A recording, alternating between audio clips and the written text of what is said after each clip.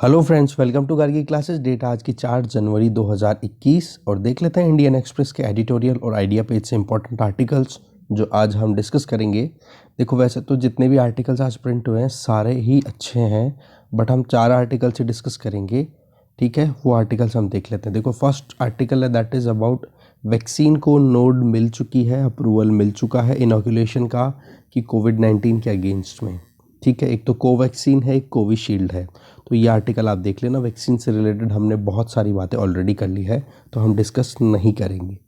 इसके अलावा सेकंड ये जो आर्टिकल है जिसमें आप देख सकते हो नरेगा के अंदर काम करने वाली कुछ महिलाओं को, ज़्यादातर महिलाएं, कुछ नहीं ज़्यादातर महिलाएं जो इलेक्ट हुई हैं, अभी लोकल बॉडी इलेक्शंस हुए हैं केरला में। तो आप देख सकते हो ये Kerala model of political representation या फिर women empowerment point of view से ये आर्टिकल देखा जा सकता है। अच्छा आर्टिकल है। ठीक है, तो ये देखेंगे हम। एक तो दूसरा आर्टिकल जिसके कुछ इंपॉर्टेंट पॉइंट्स हम निकालेंगे वो है ये वाला, नॉट बिजनेस एज यूजुअल। इसमें राइटर जो हैं ये बता रहे हैं कि किस तरीके से अब आने वाले टाइम पे गवर्नमेंट और प्राइवेट सेक्टर साथ में मिलके एक पीपीपी मॉडल का नया सेगमेंट तैयार कर सकते हैं, जिसमें दोनों के ऊपर कुछ ऑब्लिगेशंस हैं, तो कुछ नए तरीके की अंडरस्टैंडिंग उनको डेवलप करने की ज़रूरत है। ठीक है, तो ये आर्टिकल हम देखेंगे थोड़ा सा इसमें से। तो 2 आर्टिकल हो गए। तीसरा आर्टिकल अगर देखें, न्यू इंडिया न्यू दलित, ये आर्टिकल बहुत अच्छा है जिसमें हम देखेंगे कि अभी जो गवर्नमेंट है अपनी तरफ से उन्होंने अभी 59,000 करोड़ रुपीस का एक पोस्ट मैट्रिक स्कॉलरशिप स्कीम शुरू किया है। तो अभी देखेंगे कि क्या अभी तक किया जा चुका है इस करंट गवर्नमेंट के द्वारा दलितों को अपलिफ्ट करने के लिए। ठीक है, तो दलित एम्पावरमेंट पॉइंट ऑफ व्यू से आर्टिकल देखेंगे। इसके आगे अगर देखें तो फिर आइडिया पेज पे हमारे लिए इंपॉर्टेंट आर्टिकल आ जा रहा है टारगेट इन साइट, जिसमें ये देखा जा रहा है कि हमारे डिफेंस सिस्टम को हम और कैसे इफ़ेक्टिव बना सकते हैं, जानेंगे। डिफेंस में रिफॉर्म से लेकर के इंपॉर्टेंट आर्टिकल है, बहुत अच्छा आर्टिकल है। इसके अलावा जो next article that is roots of impunity, इसमें ये बता रहे हैं कि जो भी वुमेन के अगेंस्ट में सेक्सुअल वायलेंस के केसेस आ रहे हैं उसके पीछे लैंड, कास्ट, पेट्रियार्की, ये 3 बड़ी इंपॉर्टेंट चीज़ें हैं। ठीक है, इनकी वजह से ही ये कहीं ना कहीं होती रहती है ये सारे इंसिडेंट्स। ठीक है, तो इस आर्टिकल को आप खुद से देख सकते हो, अच्छा आर्टिकल है। इसमें से भी आप वुमेन एम्पावरमेंट और वुमेन एम्पावरमेंट के लिए क्या चैलेंजेस हैं उनको पिक किया जा सकता है ये आर्टिकल। ठीक है, हम यहाँ पर डिस्कस नहीं करेंगे इस आर्टिकल क्योंकि टाइम थोड़ा कम है। टाइम का मतलब थोड़ा सा 4 आर्टिकल्स से बाहर। फिर ये आगे वाला आर्टिकल है दैट इज़ अबाउट फिर से लव जिहाद के बारे में है। तो एक बार इसके बारे में आप देखना चाहो तो देख लो, हमने बहुत सारा डिस्कशन ऑलरेडी कर लिया है इसके बारे में। तो चलिए स्टार्ट करते हैं वीडियो को। फर्स्ट आर्टिकल है that is starting from bottom. देखो, अभी रिसेंटली लोकल बॉडी इलेक्शंस हुए हैं केरला में और उसमें आप देखोगे इंटरेस्टिंग स्टैटिस्टिक्स डिक्लेयर होता हुआ दिखाई दे रहा है, जिसमें कि Mahatma Gandhi National Rural Employment Guarantee Scheme NREGA से आप देखोगे बहुत सारे जो वर्कर्स हैं उनका इलेक्शन हुआ है। ठीक है, total 15,961 village panchayat member elect हुए हैं। 2007 जो थे वो आप देखोगे नरेगा के वर्कर्स थे और उनमें से 147 अगर देखें 200 में से, ठीक है, 200 प्लस पंचायत ब्लॉक थे, उनमें से 147 की अगर बात करें तो उन 147 में से लगभग 140 तो वुमेन, मतलब टोटल में से 140 तो वुमेन है। आप देख सकते हो इन नरेगा में से जितने मेंबर्स का इलेक्शन हुआ है ना, उनमें से 140 तो वुमेन है। तो ये जो कदम है ये बड़ा अपने आप में कह सकते हो कि आप बॉटम अप अप्रोच के लिए कहीं ना कहीं एक एग्जाम्पल बन सकता है कि जिस तरीके से लोकल बॉडी इलेक्शंस में अगर नरेगा, क्योंकि ये ग्रास रूट लेवल रियलिटी जानते हैं, ठीक है, और उनमें भी 140 वुमेन का अगर इलेक्शन होता है तो इस तरीके से उनका एक तरीके से ये की अप्रोच हम एक सेकेंड, तो यहाँ से जो असेंबली इलेक्शन होने वाले हैं केरला में, तो ये लर्निंग वहाँ पर भी अप्लाई की जा सकती है। लोकल बॉडीज़ में जो इलेक्ट होता है उन लोगों को देखो ग्रास रूट डेमोक्रेसी के बारे में पूरा पता होना चाहिए, ग्रास रूट रियलिटीज़ का पता होना चाहिए। तो ये जो चीज़ है ना, ये अपने आप में बहुत ही अच्छा एक हम कह सकते हैं शुरुआत हो चुकी है। ठीक है, पेंडेमिक हो गया, लॉकडाउन हो गया, इकोनॉमिक क्राइसिस हो गया, इन 3 चीज़ों को कहीं ना कहीं सब लोग फेस कर रहे हैं और पर्टिकुलरली बात करें तो महिलाओं के ऊपर इसकी दूरी ज़्यादा ही परेशानियों का सामना करना पड़ा है और इसी वजह से वो कहीं ना कहीं नरेगा में काम भी कर रही थी। तो जो ये वर्कर्स हैं, ठीक है, वो कहीं ना कहीं आप देखोगे नरेगा के अलावा एक कुदुम्बश्री मिशन करके भी चलता है, जो कि वुमेन सेल्फ हेल्प ग्रुप है जिसको स्टेट गवर्नमेंट की तरफ से सपोर्ट मिलता रहता है। तो अल्टीमेटली आप देखोगे एक इनका कहाँ से पिकअप हुआ है सारा का सारा, अपनी खुद की ग्राउंड जो वाकई में एक होता है ना कि एक एम्पावरमेंट ऑफ लोकल बॉडीज़, ठीक है, या आप कह सकते हो डिसेंट्रलाइजेशन ऑफ द पावर। उसका जो टारगेट था ना हमारे 73rd और 74th कॉन्स्टिट्यूशनल अमेंडमेंट एक्ट का जो मेन टारगेट था, वो यही तो था ना कि पावर्स लोगों के हाथों तक पहुंचाई जाए। तो वो चीज़ यहाँ पर अचीव होती हुई दिखाई दे रही है, ठीक है। ये कुदुम्बाश्री यूनिट्स में काम करने वाली जो फीमेल्स हैं, वो कभी कहीं कैंटीन में काम कर रही हैं, कहीं कोई कैटरिंग यूनिट्स में काम कर रही थी, कहीं कलेक्शन गार्बेज का कलेक्शन हो रहा है उसका, या डिस्पोजल ऑफ द गार्बेज है उसके अंदर काम कर रहे थे। तो इस तरीके से आप देख सकते हो लोकल बॉडीज़ में इनका इलेक्शन होना ये अच्छी बात है। दूसरा, वहाँ पर आप देखोगे केरला में 50% सीटें जो थी लोकल बॉडी इलेक्शंस में वो वुमेन के लिए रिजर्व थी। तो उसके लिए भी आप देखोगे तो एक अच्छा प्रोविज़न है women empowerment point of view से। ये आप देखोगे यूजुअली हम देखते हैं कि पार्टी लाइन पर लोग काम किया करते हैं, कुछ फैमिली मेंबर्स को ही नॉमिनेट करते हैं। मान लो कहीं रिजर्वेशन है, वुमेन रिजर्वेशन, तो एक मेल मेंबर पॉलिटिकल लीडर है तो वो अपनी फैमिली के ही फीमेल काउंटर पार्ट को वो नॉमिनेट कर देता है इलेक्शंस के लिए, ठीक है। तो ये जो चीज़ होती है ना, इसको कहीं ना कहीं ओवरकम होते हुए हम देख रहे हैं। इससे कहीं ना कहीं डिपार्चर कि अब नए चेहरे जो वाकई में डिजर्व करते हैं रिप्रेजेंटेशन, जो वाकई में जानते हैं सब कुछ, उनको आगे लाने की शुरुआत हुई है, ठीक है। तो पब्लिक वेलफेयर के लिए जो इंस्ट्रूमेंट्स लोकल बॉडीज़ के पास में अवेलेबल है, वो कहीं ना कहीं आप देख सकते हो उनका उपहास अब नहीं होगा, ठीक है। क्योंकि स्टेट अब लगातार फेल होता हुआ जा रहा है कहीं ना कहीं। स्टेट का मतलब जो एग्जिस्टिंग गवर्नमेंट्स है, जो टारगेट है उनको पूरा नहीं कर पाती, जो प्रोडक्टिविटी आनी चाहिए एसेट्स की वो नहीं आती, तो वो अब कहीं ना कहीं आ जाएगी। देखो इकोनॉमिक स्लो डाउन का सामना हम ऑलरेडी कर रहे हैं, तो इस परिस्थिति में रोजगार देना, रोजगार के साथ में नए चेहरों को सामने लाना, ये एक अपने आप में एक अच्छी पहल है। देखो पब्लिक रिप्रेजेंटेशन का एक नया कैटेगरी आने लग गया, इस तरीके से हम ये कह सकते हैं। तो इसके पीछे दो वजह है कि किस तरीके से फंक्शनिंग जो है वो इम्प्रूव हो सकती है। पहली वजह तो ये कि ये लोग ऑलरेडी फेमिलियर हैं कि क्या इश्यूज हैं ग्रास रूट लेवल के। दूसरा, पब्लिक सर्विसेज में जब ये एंटर हो जाएंगे तो ये कोई पार्टी को लॉयलिटी दिखाने के लिए नहीं हो रहा है, ये वहाँ पर वाकई में काम करना पड़ेगा इनको। ये वो वर्कर्स हैं, वो एक्टिविस्ट हैं जिन्होंने ग्राउंड रियलिटीज़ को ध्यान में रखते हुए अपने आप को इन्वॉल्व रखा है, चाहे वो नरेगा में रखा हो या फिर आप कह सकते हो ये कुदुम्बश्री मिशन में लगे हुए हों, ठीक है। तो नेक्स्ट देखो, पॉलिटिकल पार्टीज़ को कहीं ना कहीं ध्यान देने की ज़रूरत है कि असेंबली, पार्लियामेंट्री इलेक्शन जो भी हो, उनके अंदर इसी तरीके से जो ग्रास रूट हीरोज़ हैं उनको आगे लाया जाए।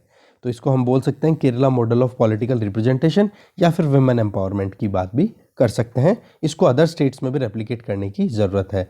फ्रेश ब्लड को आइडिया मतलब मौका दो, नए आइडियाज़ को उभरने दो। इलेक्टोरल पॉलिटिक्स में अगर हम देखें या गवर्नेंस में देखें तो कुछ नया होगा तभी तो कुछ अच्छा होगा, ठीक है। नेक्स्ट आर्टिकल देखते हैं। Next article, not business as usual. ये आर्टिकल लिखा है विक्रम मेहता ने। यहाँ पर ये शुरुआत एक एनेक्डोट से कर रहे हैं जो शायद हमारे गांव में तो नहीं आए, क्योंकि इसमें थोड़ा सा बता रहे हैं कि हमारे प्राइम मिनिस्टर नरेंद्र मोदी जी का प्राइवेट कंपनीज में विजिट करना कि कोविड-19 वैक्सीन तैयार हुआ या नहीं। दूसरा, हम देखें फार्मर्स के प्रोटेस्ट के चलते रिलायंस जियो के टावर्स को उखाड़ के फेंकना। मतलब एक तरफ तो कॉरपोरेट सेक्टर के साथ में हमारी गवर्नमेंट काम करना चाह रही है और दूसरी तरफ कॉरपोरेट सेक्टर के अगेंस्ट में जा रहा है नरेशन, ठीक है। तो यहाँ से कुछ हम लर्निंग लेकर के आगे बढ़ सकते हैं 2021 के लिए, ठीक है। अब यहाँ पर जो दो इम्पोर्टेंट चीज़ आती है ना, ये जो विजिट की है हमारे प्रधानमंत्री जी ने, उसकी दो आशाएं निकल के आ रही हैं कि जिस बेसिस पे अब पीपीपी मॉडल में एक नई एक थीम निकल के आएगी। पहली तो ये कि गवर्नमेंट जो है वो इस चीज़ को बड़े अच्छे से भाप चुकी है कि देखो कॉम्प्लेक्सिटीज़ बहुत सारी है हमारे सिस्टम में, ठीक है। क्योंकि सिस्टम में कॉम्प्लेक्सिटीज़ बहुत सारी है तो उनको केवल गवर्नमेंट अपनी तरफ से टैकल करे और सस्टेनेबल डेवलपमेंट इंश्योर कर सके कोविड-19 के बाद में, तो ये चीज़ पॉसिबल नहीं है। तो इसके लिए कॉर्पोरेट सेक्टर जिनके पास में एक्सपीरियंस है, एक्सपर्टाइज है, उनका रोल इंपॉर्टेंट हो जाता है। दूसरा, बिजनेसेस हैं उनको भी अपने टारगेट्स को थोड़ा सा चेंज करने की ज़रूरत है, थोड़ा मोल्ड करने की ज़रूरत है। केवल बेनिफिट है ना, प्रॉफिट है, उससे थोड़ा हट के इतर उनको सोचने की ज़रूरत है। अब ये चीज़ तो बड़ी क्लियर हो गई कि अगर सोसाइटी फेल हो रही है ना तो बिजनेस तो सक्सेसफुल नहीं हो सकते।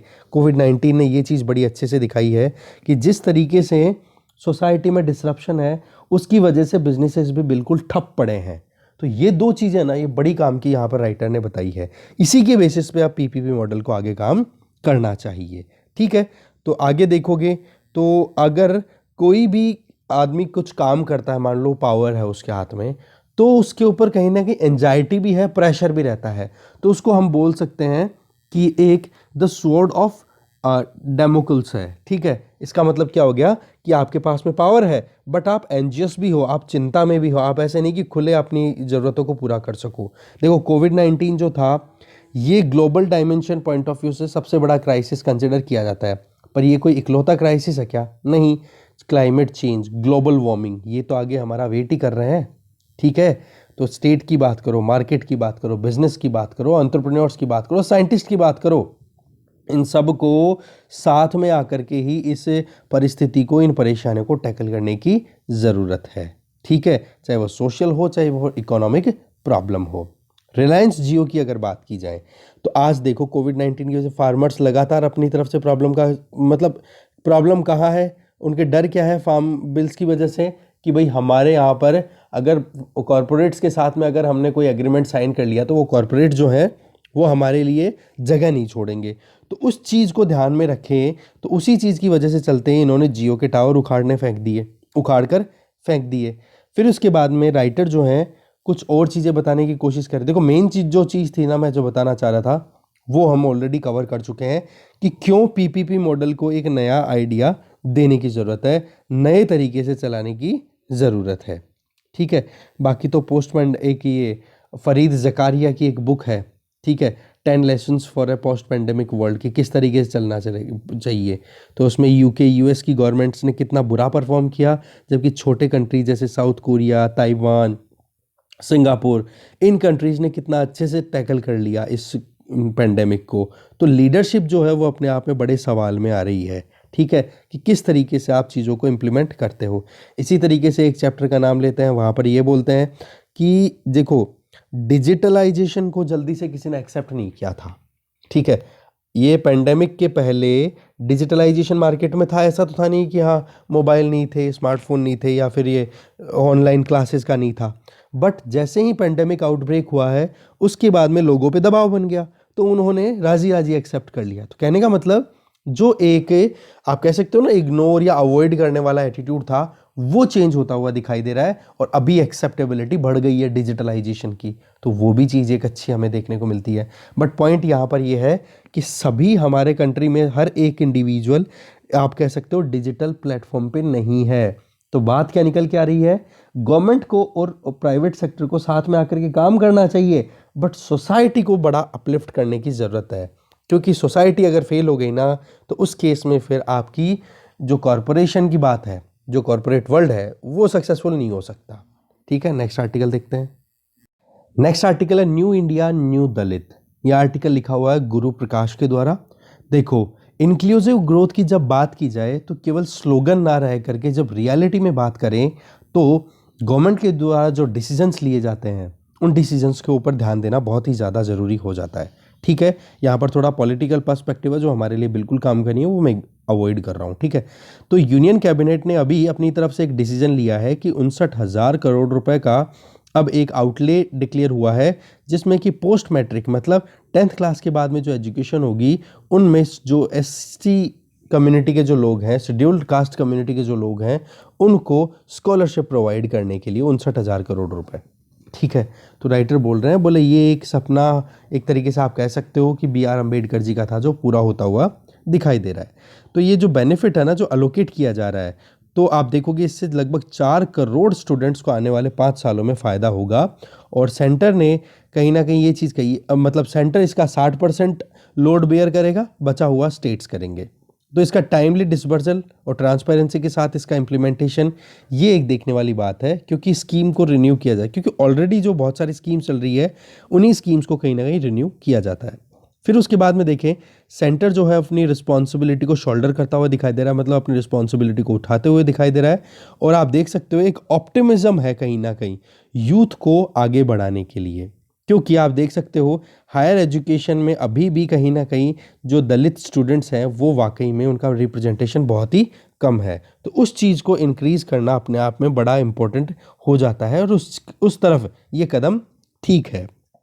दूसरा, फाइनेंशियल कंस्ट्रेंट की वजह से और की वजह से भी वो लोग जल्दी से आ नहीं पाते हैं। और इसके अलावा आप देख सकते हो कि जो एक एनर्जेटिक वे में जो भी प्रीवियस गवर्नमेंट्स गई हैं उनका इतना कोई एनर्जेटिक वे में इम्प्लीमेंटेशन, मतलब एक कैसे ना एंथुजियाज्म नहीं देखा गया है। ठीक है। और स्टेट गवर्नमेंट का एटीट्यूड था वो भी इतना ज़्यादा कोई एनकरेजिंग नहीं रहा। तो आप देखोगे ये स्कीम जो है वो कहीं ना कहीं gross enrolment of SC students है वो एनकरेज, मतलब मैक्सिमाइज करने की कोशिश करेगा और हायर एजुकेशन में। और एजुकेशन आपको पता ही है कि एक जो सोशली मार्जिनलाइज सेक्शन है उसको अपवर्ड मोबिलाइज करने में बहुत इंपॉर्टेंट रोल प्ले करता है। एक डिग्निफाइड लाइफ देना और एक रिकग्निशन देना सोसाइटी में एजुकेशन बड़ा इंपॉर्टेंट रोल प्ले करता है। देखो आने वाली जो जनरेशन है दलितों की, वो कहीं ना कहीं एस्पायर भी करती है, उनकी एस्टीम्स भी है कि कैसे भी करके एक सोशल लाइफ एक बड़े अच्छे तरीके से डिग्निफाइड वे में जी जाए। इसके लिए एजुकेशन तो है ही, आप जानते ही हो। इसके अलावा सेंट्रल गवर्नमेंट इस चीज़ के लिए भी कमिटेड है कि जो गांव है जहां पर दलित कम्युनिटी पॉपुलेशन रहती है उनको भी अब डेवलपमेंट दिया जाए। 2019 में यूनियन गवर्नमेंट ने ऑलमोस्ट 27,000 ऐसे गाँवों को आइडेंटिफाई किया है जहाँ पर गवर्नमेंट प्रोग्राम्स चलाए जाएंगे जिससे कि वहाँ पर वेलफेयर स्कीम्स टाइम पे इम्प्लीमेंट हो और सेंट्रल स्टेट गवर्नमेंट दोनों के दोनों साथ में मिलकर के और फिर वहाँ पर इंफ्रास्ट्रक्चर को बूस्ट कर जाए, जिससे क्या होगा, सोशियो इकोनॉमिक डिस्पैरिटीज़ हैं, इनइक्वालिटीज़ हैं, वो कहीं ना कहीं कम होगी। अगर पिछले 7 दशकों की अगर बात करें तो राइटर ये बोल रहे हैं कि दलित जो है वो कहीं ना कहीं सोशियो इकोनॉमिक पिरामिड में अगर देखें तो बॉटम पे रिलाई करते रहे, बॉटम पे ही मिले हैं। जबकि अगर हम देखें हेल्थ की बात करें, एजुकेशन की बात करें, तो फिर भी हमें, मतलब बातें बहुत हुई है कहने का मतलब, बट एक सब्सटेंशियल आउटकम जो मिलना चाहिए था वो नहीं मिला। देखो बातें तो, रेटोरिक तो बहुत सारा है कि कास्ट है, कास्ट सिस्टम हमारे यहाँ बहुत बेकार है, इसको ख़त्म करना चाहिए। बट जो एक्चुअल में दलित साइक, जो उनकी मेंटल एबिलिटी है, जो उनकी मेंटालिटी है, उस पर कहीं ना कहीं एक ऐसा डैमेज हुआ है जिसको हम कह सकते हैं इनसरमाउंटेबल, मतलब इरिपेरेबल, जिसको रिपेयर नहीं किया जा सकता। बट पिछले सालों के अंदर जब से ये करंट गवर्नमेंट आई है तब से अगर देखें तो लगभग बहुत सारी ऐसी स्कीम्स आई है जो कि एंटरप्रेन्योरशिप को भी एनकरेज कर रही है दलितों में, जैसे कि मुद्रा स्कीम हो गई, स्टैंड अप इंडिया स्कीम हो गई। दूसरा, Dalit Indian Chamber of Commerce and Industry DICCI, इसके चेयरमैन हैं मिलिंद कांबले, जो 5,000 से भी ज़्यादा एंटरप्रेन्योर्स के साथ में काम कर रहे हैं जो कि SC ST ग्रुप से बिलोंग करते हैं। तो आप देख सकते हो कि एंटरप्रेन्योरशिप जब आएगी तो दलित यूथ भी, आप कह सकते हो कि सेल्फ एम्प्लॉयमेंट होगा। वही बात हो गई कि जब अब जॉब सीकर नहीं होंगे, जॉब गिवर्स इनको बनाने की बात की जा रही है। और हमारे जो प्राइम मिनिस्टर है, इन्होंने इस चीज़ को बड़ा कॉन्शियसली ध्यान में रखा है कि चैलेंजेस बहुत सारे हैं, उनमें से सोशली मार्जिनलाइज जो कम्युनिटी है, जैसे दलित की हम बात कर रहे हैं, तो उनके लिए इन्होंने बड़ी वो अपनी एम्पथी दिखाई है। ये थोड़ा सा पॉलिटिकल पॉइंट है, हमारे काम का नहीं है, क्योंकि वो खुद भी बोला दलित कम्युनिटी से बिलोंग करते हैं तो वो उनका दर्द जानते हैं। स्कीम की अगर बात करें, स्कीम्स की बहुत सारी, तो देखो वेंचर कैपिटल फंडिंग की बात करें या फिर SC STs को जो एक क्रेडिट देने की बात करें, जिससे क्या हो कि वो अपने हिसाब से अपने आइडियाज़ को इम्प्लीमेंट करें और खुद के लिए भी बेनिफिशियल काम करें और कंट्री के लिए भी। तो इसके लिए आप देखोगे तो बहुत सारे स्ट्रक्चर्स भी बनाए जा रहे हैं, यूथ को जो ज़रूरत है उन चीज़ों को ध्यान में रखा हुआ आगे काम किया जा रहा है, जैसे कि फाइनेंशियल असिस्टेंस देना, मुद्रा, और ये हमने देखा स्टैंड अप इंडिया वाला। विज़न क्या है न्यू इंडिया का? देखो न्यू इंडिया का विज़न तभी कॉम्प्लीमेंट होगा जब न्यू दलित्स निकल के आएंगे। फिर बात देखो कांग्रेस पे अटैक हो रहा है, उस पर हम इतना ध्यान नहीं देंगे, रीज़न बीइंग कि यहाँ पर हम पॉलिटिक्स का पॉइंट तो ले ही नहीं सकते। ठीक है, यहाँ पर जो पॉइंट है वो है कि BR अम्बेडकर, जगजीवन राम, इन्होंने अपनी तरफ से बहुत फाइट की थी दलितों को अपलिफ्ट करवाने के लिए, बट उनको थोड़ा सा मार्जिनलाइजेशन का सामना करना पड़ा था जब उस टाइम पर वो थे। दूसरा, अभी आप देखोगे एक MLA है गुजरात में जिनका नाम है मालती माहेश्वरी, दलित कम्युनिटी से ही बिलोंग करते हैं वो। तो आप देखोगे उन्होंने लगातार एक वॉइस राइज करने का अपना काम कर रही हैं कि कैसे भी करके दलित्स को अपलिफ्ट किया जाए। ठीक है, तो इलेक्शंस में भी आप देखोगे तो इनका रिप्रेजेंटेशन ज़्यादा से ज़्यादा होना चाहिए। दूसरा, एक इकोनॉमिक एम्पावरमेंट की बात करें और पॉलिटिकल रिप्रेजेंटेशन की बात करें, एजुकेशनल अपॉर्चुनिटीज़ की बात करें, तो ये तीन चीज़ें, इकोनॉमी, पॉलिटी और एजुकेशन, ये तीनों चीज़ें जो हैं पोस्ट मैट्रिक स्कॉलरशिप के बेसिस पे हम देख सकते हैं कि और एक कह सकते हो कि दलित रिप्रेजेंटेशन इंक्रीज होता हुआ दिखाई देगा। ठीक है, इससे क्या होगा, हमारे देश की एक नई स्टोरी बनी जाएगी जो कि डीपली इंक्लूसिव हो सकती है। ठीक है, तो आप देख सकते हो मेनली फाउंडेशन हो जाएगा, कंसल्टेटिव मेथड में अप्रोच जो है वो कहीं ना कहीं फोकस्ड है, तो इससे हमारे कंट्री को एक लीडिंग लाइट दिखाई दे रही है। वही बात है, फिर न्यू वर्ल्ड ऑर्डर में नया इंडिया, नए इंडिया में न्यू दलित्स। ठीक है, नेक्स्ट आर्टिकल देखते हैं। नेक्स्ट आर्टिकल है टारगेट इन साइट, अरुण प्रकाश के द्वारा लिखा हुआ आर्टिकल है। देखो, ये कोई अतिशयोक्ति नहीं होगी, शुरुआत में राइटर बोल रहे हैं कि जो दो नई एंटिटीज़ क्रिएट की गई हैं, जिसमें एक तो है department of military affairs DMA, एक है चीफ ऑफ डिफेंस स्टाफ, जो कि पिछले 1 साल पहले बनी थी। तो ये बहुत ही इंपॉर्टेंट डेवलपमेंट हुए हैं नेशनल सिक्योरिटी के पॉइंट ऑफ व्यू से अगर देखे जाएं, इंडिया को इंडिपेंडेंट होने के बाद में। देखो क्रक्स क्या है इस डेवलपमेंट का, तो बोलो दो ऐसे क्रूशियल और लॉन्ग ओवरड्यू रिफॉर्म्स थे जो कि ये उठाए गए हैं। एक तो पहला ये कि आर्म्ड फोर्सेस का जो मैनेजमेंट है, जो कि अभी तक सिविलियन डिफेंस सेक्रेटरी के द्वारा देखा जा रहा था, अब वो मिलिट्री ऑफिसर CDS को दे दिया गया है, चीफ ऑफ डिफेंस स्टाफ को दे दिया गया है। कहने का मतलब जो डिफेंस मिनिस्ट्री में सेक्रेटरी होता है ना, उनके हाथ में जो पूरा मैनेजमेंट था एक तरीके से आप देख सकते हो आर्म्ड फोर्सेस का, वो अब रियल में मिलिट्री पर्सनल के हाथ में जा रहा है। तो एक तो ये चीज़। दूसरा, जो डेजिग्नेशन है CDS का, उसको सेक्रेटरी ऑफ DMA बनाया गया है। मतलब जो डिपार्टमेंट ऑफ मिलिट्री अफेयर है ना, उसका सेक्रेटरी किसको बना रहा है, CDS को। वो बात ठीक है कि सेक्रेटरी टर्म जो होती है वो सिविलियन के लिए होती है, जबकि जो CDS है, चीफ ऑफ डिफेंस स्टाफ, वो है 4 स्टार जनरल। बट फिर भी अगर उनको असिस्टेंस के लिए उन्हीं को, मतलब सारा का सारा मिलिट्री पॉइंट ऑफ व्यू से अगर ये चलेगा, तो आप कह सकते हो कि पहला मिलिट्री ऑफिसर है जिसको इस तरीके की रिकग्निशन मिल रही है। जो आप देख सकते हो गवर्नमेंट ऑफ इंडिया में हम सेक्रेटरी कौन होते हैं, IAS ऑफिसर्स। ठीक है, तो वो आप देखोगे कहीं ना कहीं एक तरीके से मिलिट्री ऑफिसर को ये रोल दिया जा रहा है। ठीक है, तो ये चीज़, दो चीज़ें हैं ना, ये बड़ी इंपॉर्टेंट यहाँ पे बताई जा रही हैं। ये जो रेडिकल रीस्ट्रक्चरिंग है ना, ये कहीं ना कहीं आशा की किरण भी दिखाई दे रही है कि जो आप कह सकते हो कि जो DMA है वो अब गवर्नमेंट ऑफ इंडिया का पार्ट है। ठीक है, क्योंकि एनामलीज भी बहुत हैं, इम्बैलेंसेस भी बहुत हैं, ऑर्गेनाइजेशनल हायरार्की या फाइनेंशियल पॉइंट की अगर बात करें तो देखो आर्म्ड फोर्सेस को पिछले 7 दशकों में सेंट्रल गवर्नमेंट ने जो कुछ फाइनलाइज कर दिया वो ही मिला है। ऐसा नहीं, एक तरीके से डिक्टाट ही मिला है कि ऊपर से कुछ डायरेक्शन मिल गई, उसको अब इम्प्लीमेंट करना है। But department of military affairs जो है ना, वो कहीं ना कहीं अब हो सकता है कि आने वाले टाइम पर कुछ और चीज़ों को, ये जो कैरेक्टर है ना, इसको थोड़ा चेंज करे। ठीक है, इससे क्या होगा है कि बाई डायरेक्शनल कम्युनिकेशन अगर स्टैब्लिश होता है तो उससे ज़्यादा फायदा हो पाता है। इसके क्या फार रीचिंग इम्प्लीकेशन हमें मिलेंगे भी। इम्प्लीकेशन का मतलब हमेशा कोई नेगेटिव टर्म नहीं होती है। ठीक है, और जो पब्लिक डोमेन के इश्यूज है वो भी कहीं ना कहीं डिस्कशन के लिए उठाए जाएंगे। तो कहने का मतलब जहाँ पर DMA है वो अपने हिसाब से अपने मिलिट्री की एस्पिरेशंस को ध्यान में रखते हुए अपनी रिकमेंडेशंस देगा, वो जब इम्प्लीमेंट होगी वो थोड़ा सा बेटर परफॉर्म करेगी एज कम्पेयर टू सिविल, आप कह सकते हो जो सिविल सिस्टम है उसके हिसाब से। क्योंकि सिविलियंस को इतना ज़्यादा आइडिया नहीं रहता कि वाकई में किस तरीके से कम्बैट सिस्टम को या फिर जो हमारे एडवर्सरीज हैं पाकिस्तान और चाइना, उनको कैसे रोका जा सकता है। देखो, आज हम रियल और प्रेजेंट थ्रेट की अगर बात करें तो दोनों तरफ से चाइना और पाकिस्तान हमें कहीं ना कहीं परेशान कर रहे हैं। और इकोनॉमिक डाउनटर्न तो देखो चल ही रहा है, बट हमें कहीं ना कहीं नेशनल सिक्योरिटी पर भी ध्यान देने की ज़रूरत है। अगर हम देखें डिफेंस एक्सपेंडिचर के लिए बोला जाए कि बोले इकोनॉमी थोड़ी डाउन टर्न जा रही है तो डिफेंस एक्सपेंडिचर आप डाउन करो। जैसे हमने कल परसों एक रिपोर्ट भी देखी थी कि इंडियन नेवी अपनी डिमांड्स को थोड़ा सा डाउन कर रही है कि हाँ जो भी ज़रूरतें थी वो थोड़ा थोड़ा कम करें। तो यहाँ पर राइटर हैं वो बोल रहे हैं कि कैसे भी करके अगर यू डाउन कराओगे एक्सपेंडिचर तो कहीं ना कहीं नेशनल सिक्योरिटी के लिए भी कहीं ना कहीं थ्रेट आ जाएगा, और जब नेशनल बाउंड्रीज ही अगर सिक्योर नहीं रहेंगी तो फिर बाद में इंटरनली हम क्या गेन कर पाएंगे।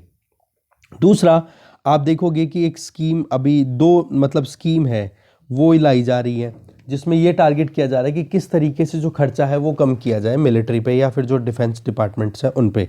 तो एक तो ये कि जो ऑफिसर्स जल्दी से रिटायरमेंट लेते हैं सर्विसेज से उनको पिनलाइज किया जाएगा। देखना आप क्या मतलब प्रोविज़न है नई दो स्कीम्स के, कि अगर जैसे रिटायरमेंट जल्दी ले लेते हैं फिर एक्स ऑफिसर्स बन जाते हैं ना, तो उस वजह से आप देख सकते हो उनको पिनलाइज करना।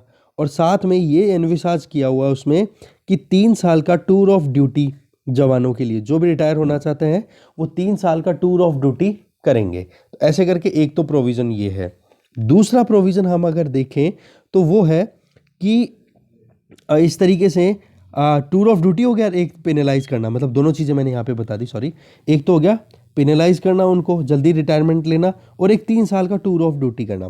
तो इस तरीके से यहाँ पर राइटर जो है वो बोल रहे हैं कि दोनों की दोनों स्कीम्स है ना, वो सुनने में तो बड़ी साउंड दिखाई दे रही है, बट ये कहीं ना कहीं फर्स्ट वन जो है, जो आप पेनलाइज करोगे अगर कोई जल्दी रिटायरमेंट लेता है तो उसका मोरल हार्म हो रहा है। दूसरा सेकंड वाला जो है वो मिलिट्री की जो कम्बैट कैपेबिलिटीज़ हैं वो कहीं ना कहीं डिग्रेड हो जाएगी, क्योंकि आज का टाइम क्या है, टेक्नोलॉजी इंटेंसिव बैटल स्पेस पे काम करना, और अगर आप इनको फिर टूर पे लगा दोगे तो फिर उसके बाद में इनको कहाँ टाइम मिलेगा कि वो इंटेंसिवली टेक्नोलॉजी बेस्ड जो नॉलेज है उसको गेन कर सकें। आज हम नेशनल क्राइसिस देख रहे हैं, तो नेशनल क्राइसिस के टाइम पे अगर फंडिंग की बात आए तो फाइनेंस मिनिस्ट्री या नीति आयोग को ये मैटर देखना चाहिए, और जबकि ये दे किसको दिया सारा का सारा मैटर फाइनेंसिंग का भी डीएमए को। अब डीएमए किससे रिक्वेस्ट करेगा, फाइनेंस मिनिस्ट्री से, तो ये चीज़ तो और ज़्यादा कॉम्प्लेक्स हो जाएगी। तो बोला इस चीज़ को थोड़ा सा करेक्ट करने की ज़रूरत है। देखो बातें हो रही हैं बहुत सारी, थिएटर कमांड की बात भी हमने बहुत सुनी। थिएटर कमांड का मतलब ये होता है, आप समझ सकते हो कि जैसे मान लो बे ऑफ बंगाल या अरेबियन सी की हम बात करें, बे ऑफ बंगाल या अरेबियन सी की यहाँ पर बात करें, तो यहाँ पर एक थिएटर ये हो गया Bay of Bengal theatre. That means कि यहाँ पर लोकेटेड होंगी, आर्मी भी होगी, एयरफोर्स भी, और नेवी यहाँ पर है ही। तो इस तरीके से यहाँ पर एक पूरा अलग से सिस्टम बना दिया आपने। ऐसे ही अरेबियन सी में बना दो, ऐसे ही वेस्टर्न कमांड में भी देख सकते हो। तो इस तरीके से कहने का मतलब ये हो गया कि जितने भी हमारे डिफेंस पर्सनल्स हैं, डिफेंस डिपार्टमेंट्स हैं, उनको आप ज़रूरत के हिसाब से एडजस्ट करके अलग अलग थिएटर्स पे पोस्टिंग कर दो। तो ये कहीं ना कहीं बातचीत हो रही है, बट कितना इसमें रियलिटी है, आगे होगा कि नहीं होगा, वो थोड़ा सा टाइम लगेगा। देखो इसमें इन डेप्थ डेलिब्रेशन, बातचीत और एक कंसेंसस, मतलब सबके बीच में सहमति आना बड़ा ज़रूरी है। इसमें सबसे बड़ी इंपॉर्टेंट रोल आ जाती है किसकी, तीनों सर्विसेज के जो हेड क्वार्टर्स हैं वहाँ पर।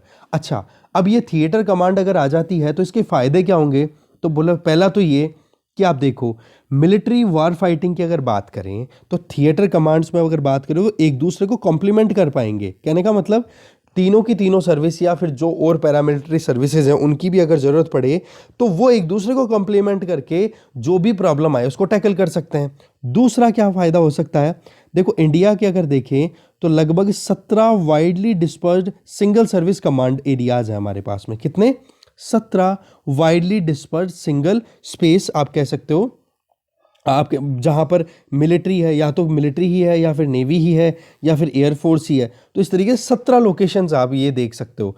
तो उनको अगर हम थिएटर कमांड में कन्वर्ट कर देंगे तो वो 4 या 5 मिशन या थ्रेट ओरिएंटेड जोग्राफिकल रीजन्स हो जाएंगे जहाँ पर जॉइंट या फिर थिएटर कमांड काम करेगी। 4 कौन सी, मैंने बताया Arabian Sea, Bay of Bengal, इधर आप देख सकते हो पाकिस्तान में एलओसी वाला, इधर चाइना के साथ में एलएसी वाला, और 5वां हो सकता है नॉर्थ ईस्ट रीजन में जो इंसर्जेंसी चलती रहती है म्यांमार से अटैच जो हमारी बॉर्डर है उसके साथ में। तो पॉइंट क्या है यहाँ पर कि जहाँ 17 जगहों पर अलग अलग तरीके से काम कर रहे हैं, अलग अलग जो हमारी डिफेंस स्टाफ के लोग हैं, उनको अगर 4 अगर ज्योग्राफिकल रीजन्स में सेपरेटली डिवाइड करके और वहां पर सभी रिसोर्सेज को डिप्लॉय कर दे एज पर द नीड, तो उससे क्या होगा, वो अच्छे से काम कर पाएंगे। तो कोई भी एक थ्रेट आ गया, मान लो पाकिस्तान की तरफ से, अरेबियन सी की तरफ से प्रॉब्लम आ रही है, तो बे ऑफ बंगाल में अगर कहीं से प्रॉब्लम आ रही है, या फिर इंडियन ओशन की ओवरऑल अगर बात कर दी जाए, जहां पर चाइना अपनी डोमिनेंस इंक्रीज कर रहा है, तो वहां पर ये थिएटर कमांड वाला आइडिया है वो अच्छे से काम कर पाएगा। तीसरा क्या फायदा हो जाएगा कि देखो, अप्रोप्रिएट अगर वार फाइटिंग रिसोर्सेज की बात करें तो तीनों सर्विसेज जो हैं वो अपने हिसाब से डायरेक्टली कमांड को अपने हिसाब से रिसोर्सेज अवेल करा सकेंगी। ठीक है, क्योंकि यहां पर कोई एक सिविलियन का तो कोई इशू रहा ही नहीं, ये सारा का सारा क्या काम आ गया, मिलिट्री या फिर हम कह सकते हैं डिफेंस वाला पॉइंट। ठीक है, तो जो भी थिएटर कमांड में डेजिग्नेटेड आप कह सकते हो पर्सनल्स हैं या फिर जो भी इंस्टीट्यूशंस हैं, उनके रिसोर्सेज सीधे मोबिलाइज करवाए जा सकते हैं। चौथा फायदा क्या हो सकता है, इससे आप एक एफिशिएंसी और एक इकोनॉमी ऑफ रिसोर्सेज ला सकते हो, जिससे कि कम खर्चे में ज़्यादा से ज़्यादा फायदा मिल सके। फैसिलिटीज़ की पूलिंग की जा सकती है कि मान लो नेवी के पास में एयरक्राफ्ट अवेलेबल है, मैं एग्जांपल दे रहा हूँ, एयरक्राफ्ट अवेलेबल है और एयरफोर्स है उसके पास में एयरक्राफ्ट्स हैं, वो एक दो कम पड़ रहे हैं, तो नेवी उसको कॉम्प्लीमेंट कर देगी वो ज़रूरतों को, अगर साथ में मिलके काम करेंगे तो वो जो चीज़ है ना, वो तीनों सर्विसेज एक दूसरे के लिए बड़ी कॉम्प्लीमेंट्री पॉइंट ऑफ व्यू से काम कर सकती है। देखो, थिएटर कमांड अगर बनाई जाती है ना, तो इससे आप पॉलिटिकल डिक्टाट जो आता है सेंट्रल गवर्नमेंट से या कहीं से भी, वो कहीं ना कहीं एक थोड़ा सा एक ब्रेक लग जाएगा। देखो, सेंट्रल गवर्नमेंट ने अपनी तरफ से बना दिया, मान लो कि हाँ एक थिएटर कमांड हमने बना दी 4-5, ओके, बट वो एंड नहीं है, ये एक प्रोसेस है। ठीक है, आप एडिशनल लेयर ही क्रिएट कर रहे हो एक हायरार्की की, बट पॉइंट यहाँ पे आ जाता है कि फंक्शन कैसे करेंगे, वो चीज़ बड़ी क्लियरली डिफाइंड होनी चाहिए। देखो, लॉन्ग टर्म अगर पॉइंट ऑफ व्यू से देखें तो थिएटर कमांड जो होती है ना, वहाँ पर जो स्टाफ जितने भी होंगे तो उनकी ट्रेनिंग होना, उनकी ग्रूमिंग होना, वहाँ पर उनको जो ट्रेनिंग जो कुछ भी मिलेगी वो जॉइंटनेस की मिलेगी। आर्मी वाले को थोड़ा नेवी का भी नॉलेज होगा, नेवी वाले को एयरफोर्स का नॉलेज भी होगा, तो मतलब इंटरडिसिप्लिनरी जब ट्रेनिंग प्रोवाइड की जाएगी तो वो और चीज़ें अच्छे से परफॉर्म करवाएंगी, जैसे कि लैंड, मैरीटाइम, एयरफोर्स, सारा हर चीज़ का नॉलेज उनको मिलेगा, तभी तो थिएटर कमांड में वो अच्छे से परफॉर्म कर पाएंगे। ठीक है, तो ये आप हम कह सकते हैं एक रेडिकल चेंज है होने में हो जाएगा। एक हमने एक आर्टिकल पहले भी डिस्कस किया था जिसमें मिलिट्री में एजुकेशन से रिलेटेड बात थी, जिसमें एक रिसर्च पेपर आया था, बताया था कि जैसे कि सेकंड वर्ल्ड वॉर के लिए जैसे तैयार हो रही हो ना इंडियन डिफेंस सिस्टम, उस तरीके की ट्रेनिंग दी जाती है। तो बोले उसी चीज़ से आप आज को रिलेट कर लेना, आपने नोट्स जरूर बनाए होंगे, वहीं से आप कनेक्ट कर लोगे। तो इस तरीके से थिएटर कमांड एक अच्छा सोल्यूशन है। देखो, थिएटर कमांड अगर होगी तो वहाँ पर एक ऑफिसर भी होगा मेन, जो किसी भी मतलब आप कह सकते हो डिफेंस सिस्टम से आ सकता है, मिलिट्री से भी आ सकता है, एयरफोर्स से भी आ सकता है, या फिर आप कह सकते हो नेवी से भी आ सकता है। तो वो जो कमांडर है वो कहीं ना कहीं आप देख सकते हो मेन लीड करेगा। उसके बाद में वो अपने खुद के नीचे तीनों पोस्ट के तीनों जो अपनी सर्विसेज हैं, डिफेंस सर्विसेज, उनके रिप्रेजेंटेटिव उनके नीचे होंगे। तो कहने का मतलब ये थ्योरी में तो आप कह सकते हो कि आप कहीं ना कहीं एक सुपीरियर बना रहे हो। तो फिर यहाँ पर कॉन्फ्लिक्ट क्या आ जाता है, देखो पॉइंट, कि जैसे मान लो थिएटर कमांडर आप बना रहे हो, तो ये भी तो किसी एक मिलिट्री एक डिफेंस सर्विस से आप पिक कर रहे हो, जबकि चीफ ऑफ डिफेंस स्टाफ है, ये भी सीनियर मोस्ट जो होंगे, ये कह सकते हैं हम कि सीनियर मोस्ट जो ट्राई सर्विसेज हैं, इनमें से जिनके ऑफिसर हाईएस्ट रैंक के हैं वो सीनियर मोस्ट होंगे, उनको सीडीएस बनाया जाएगा। तो यहाँ पर आप देख सकते हो कि आप सीडीएस के इक्विवेलेंट थ्योरी में तो कम से कम इनको मान सकते हो, बट पॉइंट यहाँ पे आ जाता है कि 3 सर्विसेज में आप ये बैलेंस कैसे बनाओगे, क्योंकि आपने एक नया सिस्टम बना दिया।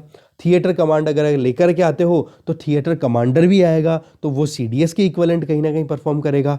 तो वो देखने वाली बात है कि उस चीज़ को कैसे मैनेज किया जाता है। ठीक है, फिर यहाँ पर राइटर जो है वो यूएसए का पॉइंट दे रहे हैं कि यूएसए में जो मैकेनिज्म काम करता है ना, उस मैकेनिज्म में आप देखोगे तो प्रेसिडेंट के नीचे प्रेसिडेंट अपना काम अपने सेक्रेटरी मिनिस्टर जिसको हम बोलते हैं उनके हमारे तो क्या होता है, मिनिस्टर्स होते हैं, वहाँ पर सेक्रेटरीज होते हैं, क्योंकि एडमिनिस्ट्रेशन चलता है यूएसए में। ठीक है, तो यूएसए के जो प्रेसिडेंट है उनको अगर कोई भी कमांड देनी होती है, वो कमांड देते हैं किसको, सेक्रेटरी को, जो कि हमारे मिनिस्टर के इक्वलेंट होते हैं। फिर उसके बाद में वो थिएटर कमांड को अपनी गाइडेंस देते हैं, उसी हिसाब से वो अपना इम्प्लीमेंटेशन कर देते हैं। जबकि यूएसए में जो joint chief staff joint chief staff के जो चेयरमैन होते हैं वो कहीं ना कहीं आप कह सकते हो कम्बेटेंट फोर्स के लिए लीडरशिप का काम भी करते हैं, तो वो केवल एडवाइजरी रोल ही प्ले करते हैं। मतलब जॉइंट चीफ ऑफ स्टाफ है ना, वो केवल और केवल एडवाइजरी, बाकी यहाँ पर आप देख रहे हो सारा एडमिनिस्ट्रेशन पॉइंट ऑफ व्यू से काम हो रहा है। प्रेसिडेंट ने किसको दिया, ये जो सेक्रेटरी होता है उसको, और सेक्रेटरी ने अपनी तरफ से गाइडेंस किसको दे दी, थिएटर कमांड को। तो यहाँ पर जो पॉइंट आ जाता है वो ये कि इंडिया में क्या काम होता है, तो बोला इंडिया में तो हमारे यहाँ पर रक्षा मंत्री है ना, वो बड़ा इंपॉर्टेंट रोल प्ले करते हैं, और रक्षा मंत्री को असिस्ट करते हैं कौन, हमारे डिफेंस सेक्रेटरी। अब डिफेंस सेक्रेटरी तो क्या है जी, सिविलियन। दूसरा रक्षा मंत्री है वो हमारे डेमोक्रेसी में क्या है, हमारे तो इलेक्शन बैक टू बैक चलते रहता है ना, तो हमारे रक्षा मंत्री को टाइम ही नहीं मिलता कि हमारे जो सिक्योरिटी इश्यूज हैं उनको 24/7 देख सकें। तो ज़रूरत क्या है, क्योंकि वो इलेक्शन कैंपेन में लगे रहते हैं, तो ज़रूरत क्या है कि आप एक इस तरीके की ऑपरेशनल चेन बनाओ जिसमें थिएटर कमांड हो, और जो CDS है, चीफ ऑफ डिफेंस स्टाफ है, जो रक्षा मंत्री को एक एडवाइजर की तरह काम करे। जैसे कि USA में ये कर रहे हैं ना, इधर यहाँ पर USA के जॉइंट चीफ ऑफ स्टाफ, इसी तरीके से ये काम किया जाए। तो कहने का मतलब एक हायरार्की क्या बन गई, थिएटर्स आपने डिवाइड कर दिए, उन थिएटर्स के एक एक कमांडर बना दिए, और उन कमांडर्स को गाइडेंस मिलेगी रक्षा मंत्रालय से, और रक्षा मंत्री को एडवाइस कौन करेंगे, चीफ ऑफ डिफेंस स्टाफ, जो कि इन सभी फोर्सेस को, सभी थिएटर्स को रिप्रेजेंट करेंगे। तो ये एक एडवाइजर की तरह काम करें। और एक मिलिट्री, वो फाइनेंस वाला इशू मैंने बता ही दिया कि जो मिलिट्री अफेयर डिपार्टमेंट जो आप बना रहे हो DMA, तो उसके ऊपर आप फाइनेंशियल इश्यूज को मतलब उनको ओवरलोड मत करो, क्योंकि फाइनेंस का काम फाइनेंस मिनिस्ट्री को देखना चाहिए या फिर नीति आयोग को। तो इस तरीके से हमारे यहाँ पर रक्षा मंत्री का जो पॉइंट है ना, इसको भी ध्यान में रखने की ज़रूरत है, क्योंकि वो इलेक्शंस में ज़्यादा बिजी रहते हैं। ज़रूरत होती है अब ऑपरेशनल चेन अगर हमें बनानी है, प्रॉपर वे में अगर काम करना है, तो इसके लिए हमें इस पर ध्यान देने की ज़रूरत है। बट होता क्या है, देखो लगातार इलेक्शंस होना, ये मैंने बता ही दिया आपको। पिछले 70 सालों की अगर बात करें, इंडिपेंडेंट इंडिया हो गया हमारा, तो सिक्योरिटी का एक डिलेमा, हम कहीं ना कहीं दुविधा में फंसे रहते हैं। ठीक है, क्या करें क्या ना करें उस तरीके से। तो अभी हमें ज़रूरत है कि इस तरीके के रक्षा मंत्री अपॉइंट हो जो कि 24/7 काम कर सके। थिएटर कमांड को अगर हम बनाएं, मेंटेन मतलब अगर हम बनाते हैं इसको, तो उस केस में chief of defence staff committee को स्टैब्लिश किया जा सकता है। ये एक सजेशन यहाँ पर राइटर दे रहे हैं कि अगर आप थिएटर कमांड बना रहे हो, रक्षा मंत्री को इतना टाइम है नहीं, तो आप एक chief of staff committee establish कर दो ना, जो कि deliberation, discussion, opinion, public opinion, military opinion सबको लेकर के डिस्कशन करके और फिर फाइनलाइज करे कि क्या करना चाहिए, और उसके सेक्रेटरी की तरह आप काम कर सकते हो CDS। तो कहने का मतलब ऑपरेशंस की जब बात आए ना CDS के लिए, एक सेकंड, जब ऑपरेशंस की बात आए ना, तो उस टाइम पर चीफ ऑफ स्टाफ कमेटी को ज्यादा पावर देनी चाहिए as compare to CDS। CDS तो एडवाइजर की तरह काम कर ही सकता है। ठीक है, तो इस पॉइंट पर क्या आ गया कि पॉलिटिशियन, सोल्जर्स, जैसे USA में जो डेलिब्रेशन का काम करता है ना, जो वहाँ का जो जॉइंट CDS है, उसी तरीके से हमारा CDS भी काम कर सकता है। देखो हमारे यहाँ पर सिक्योरिटी इशू डेमोक्रेसी में हमेशा से कॉम्प्लेक्स इशू बनकर रहता है। यहाँ पर बोल रहे हैं कि US कांग्रेस ने जब Goldwater Nichols Defense Reorganization Act 1986 पारित किया था, तो 4 साल तक लगातार डिस्कशन चलते रहे थे, तब जाकर के ये एक्ट बना था। तो इंडियन मिलिट्री में भी अगर हम रिफॉर्म लेकर के आ रहे हैं, तो देखो कॉम्प्लेक्सिटी तो हमारे यहाँ पर भी कम नहीं है। तो ज़रूरत है कि हम कॉन्स्टिट्यूशन, पार्लियामेंट्री कमेटी, और आप देख सकते हो मिलिट्री एडवाइजर्स या फिर पब्लिक के ओपिनियन को लेकर के फिर हम ट्रांसफॉर्मेशनल प्रोसेस की तरफ आगे बढ़ सकते हैं। तो इस तरीके से आज का डिस्कशन यहीं खत्म है। Thank you very much.